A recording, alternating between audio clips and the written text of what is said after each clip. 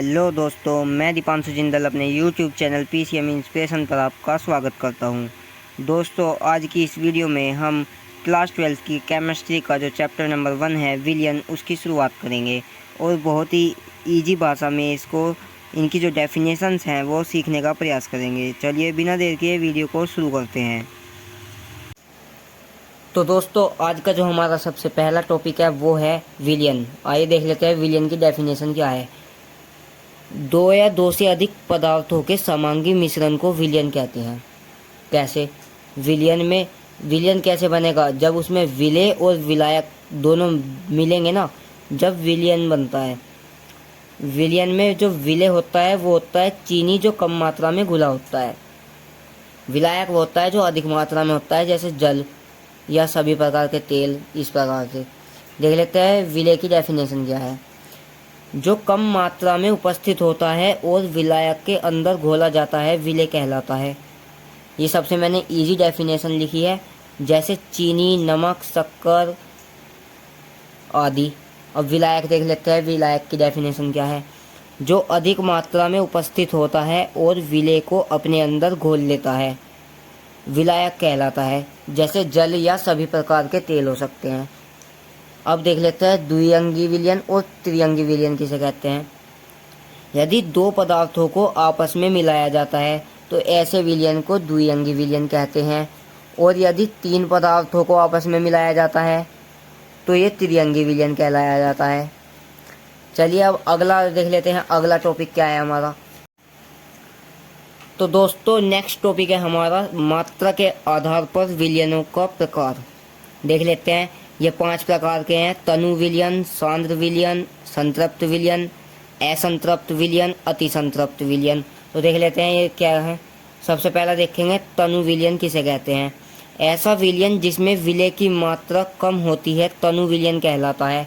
मतलब कि जैसे कोई शरबत है, उसमें चीनी की मात्रा कम है, वो फिक्का है पीने में, तो वो तनु विलयन हो गया।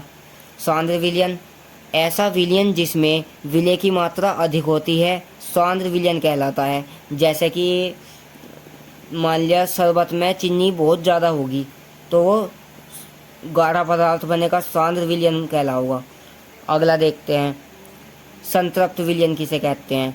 ऐसा विलयन जिसमें विलेय की मात्रा अधिकतम होती है संतृप्त विलयन कहलाता है। मतलब कि अब पूरी होगी, इसमें कोई कमी नहीं है, पूरा। अगला देखते हैं असंतृप्त विलयन। ऐसा विलयन जिसमें विलेय की मात्रा अधिकतम से कम होती है असंतृप्त विलयन कहलाता है। अब नेक्स्ट देखिए, अति संतृप्त विलयन। ऐसा विलयन जिसमें विलेय की मात्रा अधिकतम से अधिक होती है अति संतृप्त विलयन कहलाता है।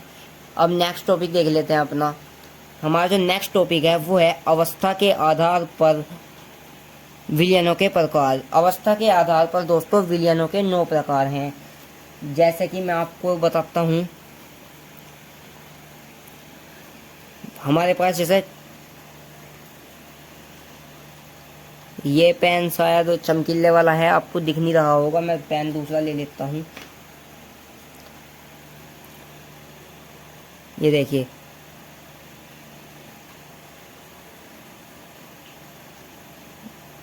और गैस। अब इसके 9 प्रकार कैसे बनते हैं वो देखिए। तो दोस्तों, इसमें ठोस का ठोस से विलयन, फिर ठोस का द्रव से विलयन, फिर ठोस का गैस से विलयन। 3 तो हमारे ये हो गए। फिर ठोस द्रव का ठोस से विलयन, द्रव का द्रव से विलयन, द्रव का गैस से विलयन। 3 विलयन ये हो गए। फिर गैस का ठोस से विलयन, गैस का द्रव से विलयन और गैस का गैस से विलयन। 3 विलयन ही हो गए। इस प्रकार ये 9 विलयन हो सकते हैं हमारे। देख लेते हैं कैसे कैसे हैं ये विलयन। सबसे पहला देखते हैं ठोस का ठोस से विलयन। ठोस Cu कॉपर, ये भी ठोस है, प्लस Zn जस्ता, ये भी ठोस है। तो ठोस का ठोस में विलयन का जो एग्जाम्पल है ये कॉपर प्लस जस्ता हो जाएगा। ठोस का द्रव में विलयन NaCl प्लस H2O, इसका एग्जाम्पल ये है। ठोस का गैस में विलयन धुआं प्लस वायु या Pd प्लस H2। आगे देखिए, द्रव का ठोस में विलयन H2O प्लस चीनी, चीनी ठोस होती है, द्रव हमारा पानी है ही H2O। द्रव का द्रव में विलयन एल्कोहल प्लस H2O। द्रव का गैस में विलयन नमी। गैस का ठोस में विलयन H2 प्लस Pd। गैस का द्रव में विलयन कोल्ड ड्रिंक, कोल्ड ड्रिंक में देखते हैं ना गैस निकलती है। गैस का गैस में विलयन वायु, वायु भाई हमारी वायु में कई तरह की गैस मिलती हैं। तो ये है। चलिए अब बिना देर के अपना नेक्स्ट टॉपिक देख लेते हैं। तो दोस्तों हमारा जो नेक्स्ट टॉपिक है वो है हेनरी का नियम। ये वैसे आपको लग रहा होगा इतनी बड़ी डेफिनेशन लिख दी मैंने, छोटी सी है वैसे तो, एक लाइन की, पढ़ो ध्यान से। गैसों की द्रव में विलेयता से संबंधित हेनरी नामक वैज्ञानिक ने एक नियम दिया था जिसे हेनरी का नियम कहते हैं। इस नियमानुसार, असली बात तो यहाँ से शुरू है जी, स्थिर ताप पर गैसों की द्रव में विलेयता दाब के समानुपाती होती है, m समानुपाती p। जहाँ समानुपाती अगर हटाएंगे तो हमारे पास क्या आ जाएगा, हेनरी स्थिरांक आ जाएगा kh। तो m इजिकल टू kh/p, जहाँ m क्या है, गैसों की द्रव में विलेयता, क्योंकि क्या रखा ना, गैसों की द्रव में विलेयता दाब के समानुपाती होती है। दाब को किससे दर्शाएंगे, p से। तो m समानुपाती p, समानुपाती का चिन्ह हटाएंगे तो इजिकल टू में kh हेनरी स्थिरांक आ जाएगा, या जहाँ kh हेनरी स्थिरांक है और p क्या है, दाब। अब एक हमारे वैज्ञानिक थे डाल्टन। डाल्टन के अनुसार स्थिर ताप पर किसी गैस का आंशिक दाब उसके विलेय के मोल अंश के समानुपाती होता है, P समानुपाती चाई गैस। अभी आपको ये नया वर्ड आ गया चाई गैस का, आगे आप देखोगे आंशिक दाब के बारे में पढ़ोगे, परासन दाब के बारे में पढ़ोगे, तब ये सारी चीज़ें समझ में आएंगी। आंशिक दाब का जब फॉर्मूले लगेंगे ये वाले, जब वो न्यूमेरिकल में पूछेगा आंशिक दाब याद करो, तब ये वाला फॉर्मूला लगेगा P इजिकल टू KH चाई गैस। अगर न्यूमेरिकल में हेनरी स्थिरांक पूछता है तो इसका जो फॉर्मूला लगेगा वो होगा KH is equal to P upon chi gas. KH is equal to P upon chi gas कैसे हुआ, KH को यहीं छोड़ दो, चाई गैस इसके इनटू में है तो ये इधर भाग में चला जाएगा। विलेय का मोल अंश, जब विलेय का मोल अंश पूछेगा न्यूमेरिकल में तो लगेगा chi gas is equal to P upon KH। ठीक है, चलिए अब कुछ ये टॉपिक देख लेते हैं क्या है छोटे छोटे से। यदि हेनरी स्थिरांक का मान बढ़ता है तो विलेय के मोलों की संख्या घटती है।